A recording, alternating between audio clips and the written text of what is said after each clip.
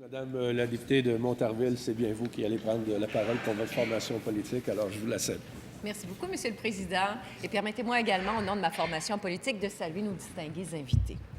Eh bien, au-delà de la fascination qu'exerce le personnage Louis Cyr auprès des Québécois, il y a le parallèle avec notre propre histoire, celle d'un peuple à la force tranquille et au charisme bien particulier. Louis Cyr et sa famille font partie des 900 000 Québécois ayant tenté leur chance aux États-Unis au tournant du 19e siècle. Ces précurseurs, portés vers le dépassement, ont inspiré bon nombre de Québécois à s'affirmer en dehors de nos frontières. L'esprit d'entrepreneur de Louis Cyr est une des nombreuses dimensions de ce personnage plus grande nature.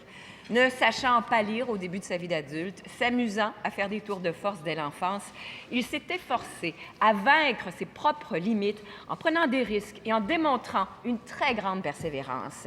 Je tiens à souligner jusqu'à quel point la mémoire de Louis Cyr doit se perpétuer 150 ans après qu'il soit né, que sa mémoire incarne pour toujours la survivance des Canadiens français de l'époque. Nous devons nous souvenir, à travers son histoire et celle de sa famille, de la réalité des villes ouvrières de la fin du 19e siècle, du combat contre l'ignorance qui le ripilait et de la résilience dont lui et tous ces Québécois ont fait preuve. Louis Cyr est un héros national. La force de cet homme était visible par l'action de son corps, mais c'est sa force de caractère que nous devons tous honorer. Monsieur le Président, au nom de ma formation politique, je souscris sans réserve à la désignation de Louis Cyr comme personnage historique en vertu de la loi sur le patrimoine culturel. Merci. Bravo.